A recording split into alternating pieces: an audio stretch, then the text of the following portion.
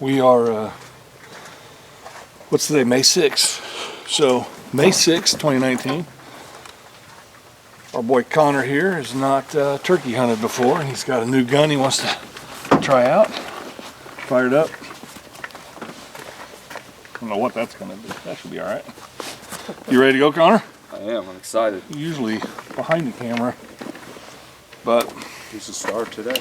we talk enough about culture around the office and taking new guys hunting, and we've been after Connor really for a better part of a year.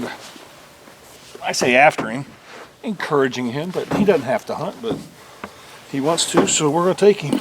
And by the way, my podcast co-host, Joel over here, has not killed a bird either, so I don't know if they're going to shoot each other today or if they've got that worked out, but We're going to try to avoid that. yeah, we're on public land. South Central Indiana. Not a truck here, guys. Again, we pulled up to this public area, we signed in, there's nobody here. So, as of right now, which it's pretty early, like 4:30, we've got about 1,600 acres to ourselves. So, anyway, we'll hopefully get on some birds, man. Let these guys feel like they're hunting something. And if not, we'll have a good day. We'll hang out, hopefully not get covered up in ticks. And we're ready, and we are walking. We probably have a mile walk. Nice, easy, flat walk. Not a big deal. And hopefully we can get some birds gobbling. We noticed on the sign-in sheet 2 names yesterday. And I've heard from several people that they were gobbling pretty good yesterday. So expectations might be a little higher than they were coming down. But in any event, man, look what we're doing. And this is what we do basically for a living. So blessed and happy to be hanging out with my buddies, and hopefully we'll put a big old thunder chicken on the ground. How far in are we all at? We're about a little over a mile in right now. Still looking for the power line. It's got to be coming up shortly. It's been an easy walk, but man, there's nothing like when there's just no light anywhere and you can just see the stars clear as day. It's just us, and we hear an owl right now. A flock of geese flew over. Do you guys, in all honesty, feel any sense of accomplishment already? Yeah, I mean, how can you not? You wake up at 2 o'clock in the morning. Wake up at 2 o'clock in the morning, get to your spot, sign in, put in a mile well before the sun comes up. Everybody I know is sleeping right now. That's what I like. We're in it. We're doing it, man. This is it. Cool. Let's go kill some.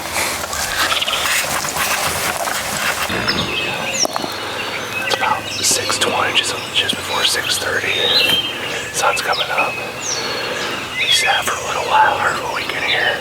Decided to travel down the path a little bit farther. During that walk, about 5 minutes in, heard a gobble off in the distance. It looks like, so we came back up. At the original spot we were at, we're gonna walk up the edge of this field, try to get on top of them, and then call them in from here. I don't know what Connor's plan is, but that's what I'm doing. Cool. Okay, we've got one fired up. It's still early, but he's fired up and he's close enough that we decided to sit down. Really a little earlier than I expected, but whatever.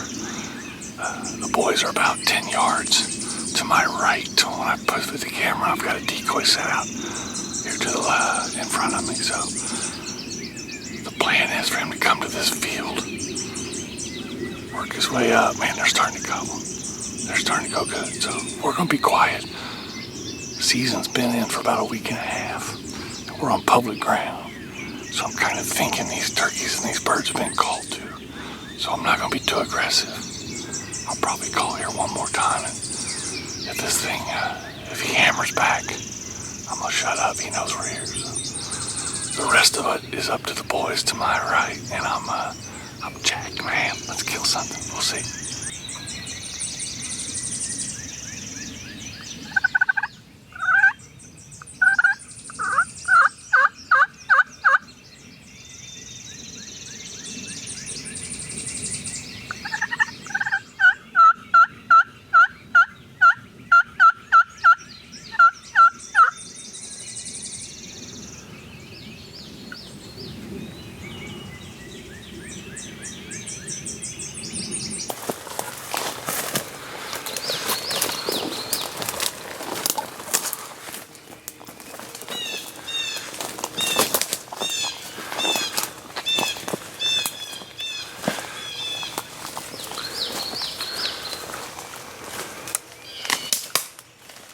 8:15. Obviously, sun's up. Earlier, I said we were going to walk down to the edge of the field, and there was a little opening down there. They were just gobbling like crazy back there on that in the woods. So we set up behind a little pine tree and set the decoy out. And Sean was about 20-30 yards away from us, calling periodically. And sure enough, we had one come in. Didn't like something that he saw or heard or whatever, and he kind of bolted out. So we sat for another 20 minutes or so. Still heard gobbling to the east of us. So we got back up, and we're out here in the woods right now. We had a little wardrobe malfunction with Connor, so we're trying to make our way out. We're trying to make our way out here, and I'll tell you what's really cool. Did you peel it off? It fell off. It just fell off. All the way off. I'll tell you what's really cool about this. We're out here in public land, and That's nice. a lot of deer sign, a lot of trails. It doesn't look like there's been a lot of human interference back here. And just 60, 70 yards south of us, we found a little pond, half an acre maybe, and might be a good little hidden duck spot. So I dropped a pin on it. So we'll see next year or later this fall what we can do with it. If it's hot out, the deer will be using that as a water source. Oh, there's movement all down there, and just on the other side of it, there's a little ridge that goes down. But the issue is, what did we walk in this morning? 1.25 miles from the truck. A little bit. So if you get a deer down out here, it's a problem. But you might be able to actually, if you do it in a boat, just take them to water. It'd be even easier. Just take them right over here, throw in the boat, take it on the other side of the lake, and we're good. Absolutely. Cool. Well, let's get back up in that field. Get out. And we'll take Shoeless Joe here towards the truck. That's it.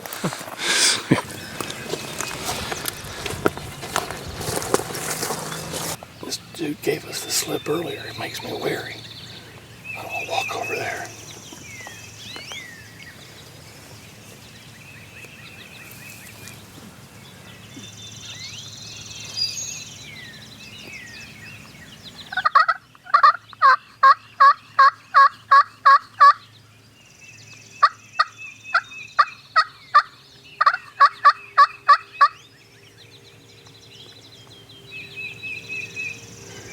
Give him about 3 minutes. If he doesn't gobble, we're going to ease up here.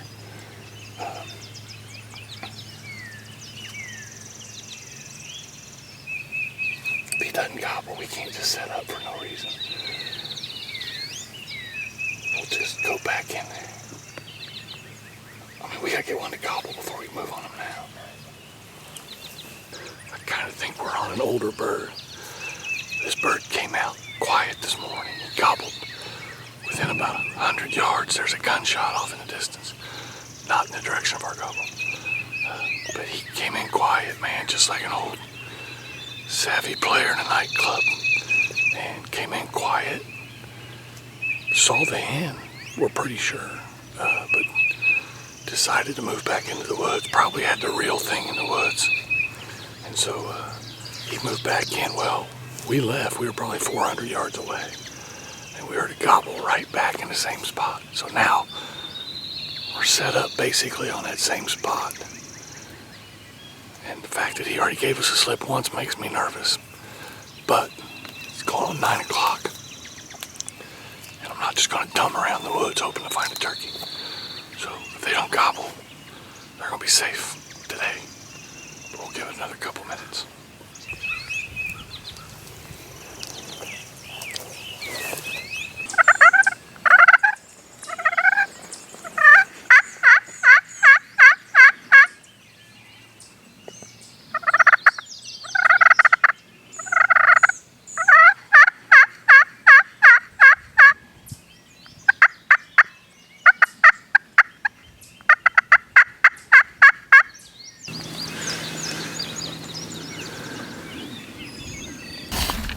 So I guess what we're doing is the American Hunting Podcast, kind of an on-location version.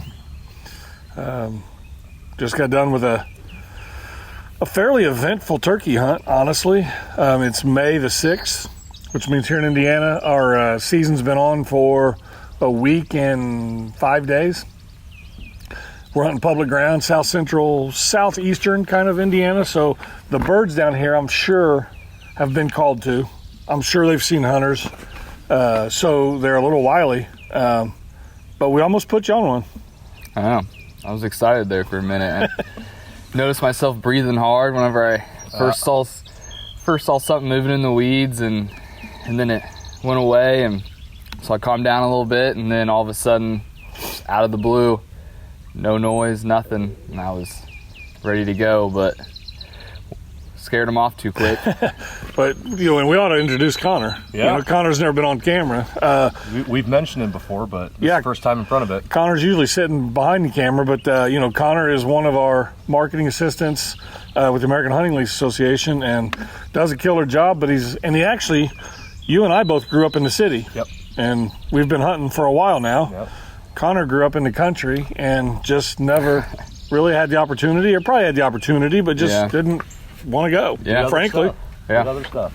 Yeah, so which is fine, but now that he hangs around with us, and he thought it was time to go, so he bought a gun last week, and we tried to put it to the test today. But this was your first turkey hunt ever. Yeah. And actually, I think it was Connor heard the first gobble this morning. So I mean, he was on it. I don't know if you heard him enough from growing up in the country or not, but no, not really. You were on it early. I'd see him out in the field now and then driving by or something, but never really did hear him quite like that, though. Yeah. Well, we had a bird gobble inside of 100 yards after about a mile and a half walk in.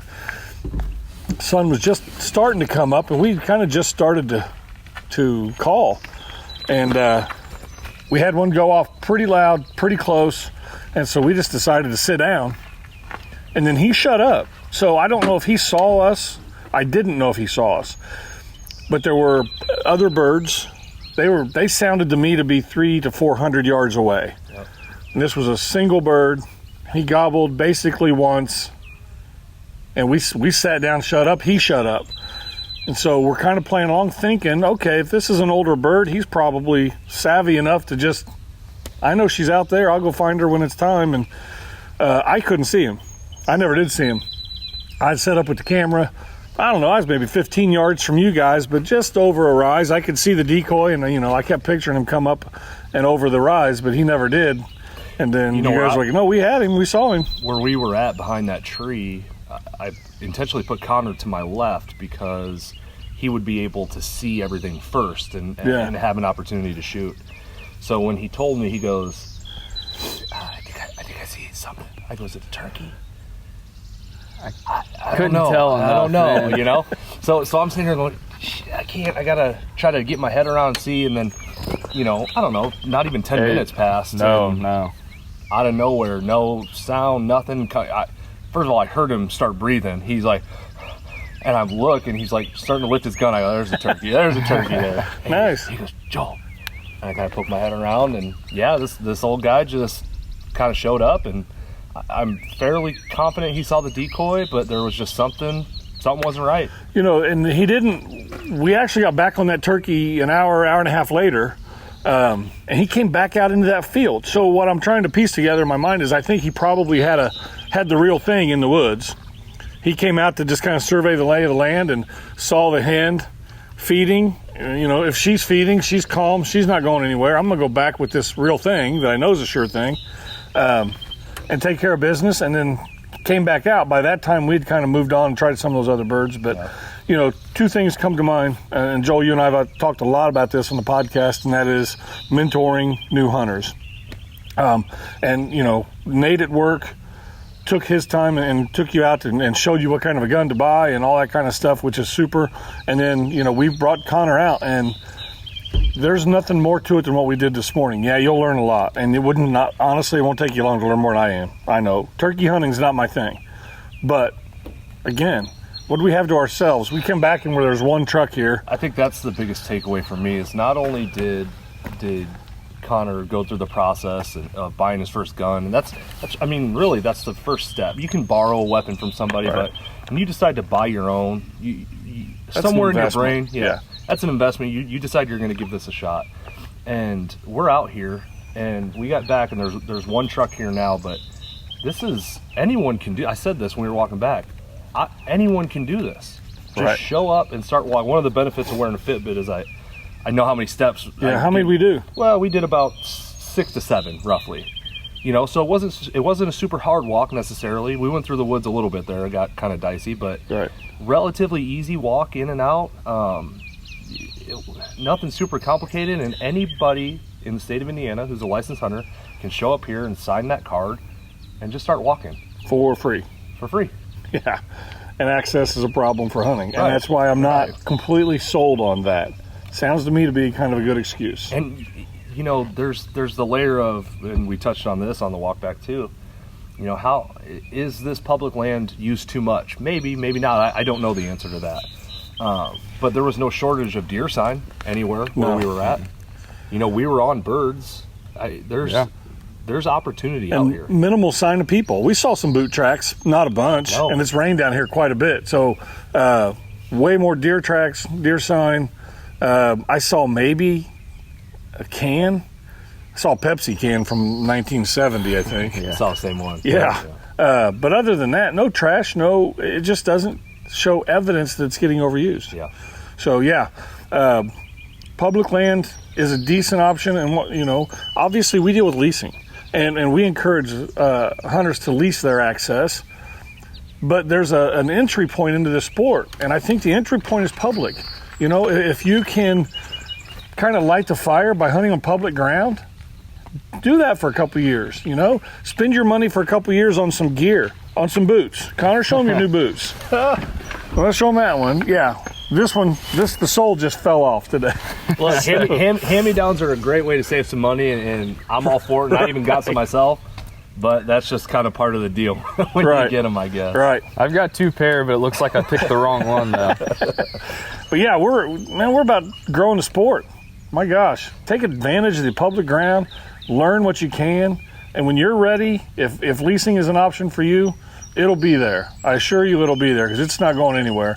But yeah, take advantage of this stuff. Yep. And again, man, there's nothing special about waking. It's just like church and the gym.